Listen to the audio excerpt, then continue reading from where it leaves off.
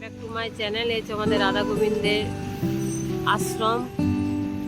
রাধা গোবিন্দের এখানে মন্দির আছে। মন্দির স্থাপিত হয়েছে অনেক দিন আগে।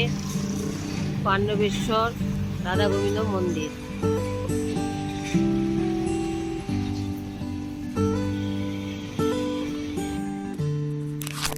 রাধা গোবিন্দ মন্দিরে হোল উৎসবে 7 দিন নাম সংকীর্তন হয়, মেলা বসে খুব ধুমধাম করে। এখানে অনেক দূর প্রান্ত থেকে মানুষরা আসে কীর্তন, নাম, গান শুনতে। কীর্তনীয়রা এখান থেকে অনেক অর্ডার পায়, এখান থেকে অর্ডার নিয়ে তারা যায়।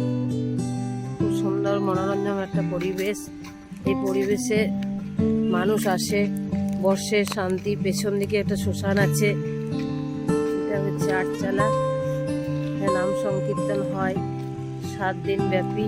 7 দিন ধরে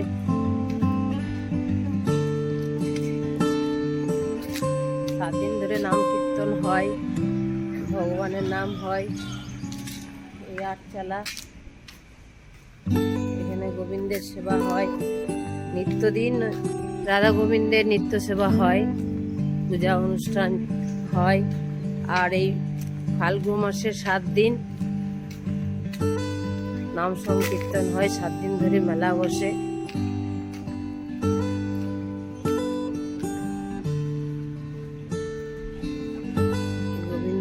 রাধা গোবিন্দের যে পেছন দিকে শ্মশান,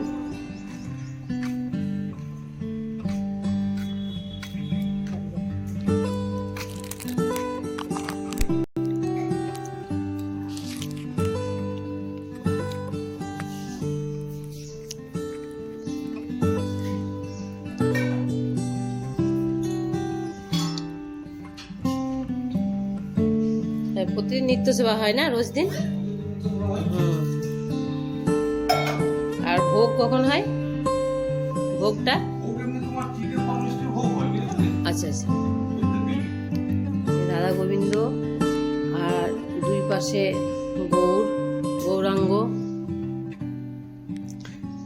ব্রাহ্মণ আসেন, রোজ দিন নিত্য সেবা হয়। হ্যাঁ, এটা পঞ্চতত্ত্ব।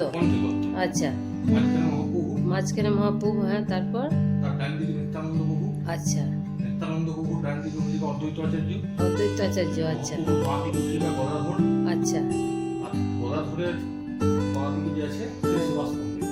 আচ্ছা, পঞ্চতত্ত্ব। আচ্ছা আচ্ছা। হরে কৃষ্ণ, হরি বল, ঠাকুর নারায়ণ। আর এখানে হচ্ছে রাম, লক্ষ্মণ, সীতা, হনুমান। মাঝখানে আছে শ্রীরাম।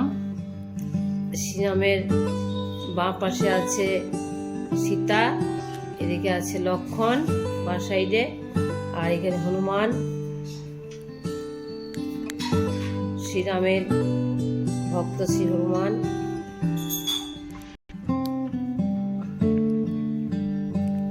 যেখানে জলের ব্যবস্থা আছে, এটা হচ্ছে তার চারপাশ।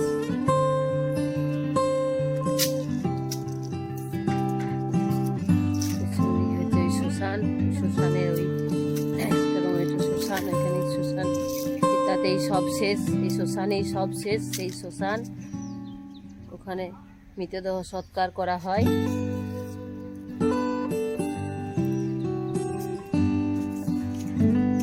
নারকেল গাছ, এদিকে একটা গেট আছে। যখন মেলা হয় তখন এই গেটটা খোলা হয়।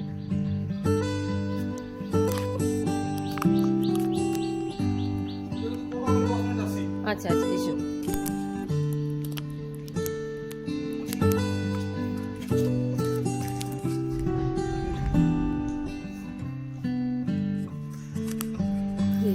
হরে কৃষ্ণ, কৃষ্ণ কৃষ্ণ হরে হরে, হরে রাম, জয় রাধা জয়।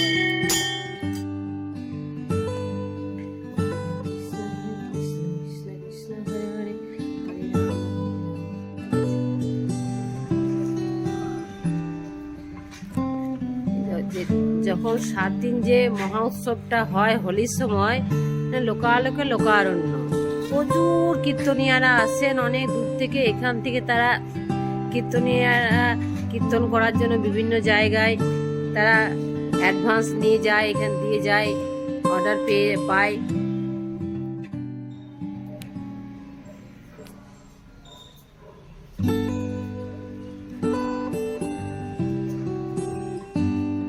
দেখছেন এটা আজকের বটবৃক্ষ নয়, বহু পুরানো বট গাছ, আমাদের জন্মেবার বহু আগেকার, আজকে নয়।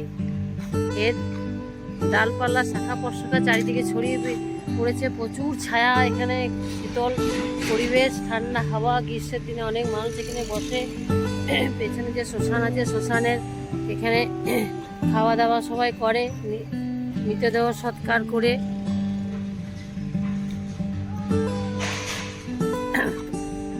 আমরা গোবিন্দ মন্দির থেকে এবার বাইরে প্রবেশ করছি, বাইরে যাচ্ছি আমরা।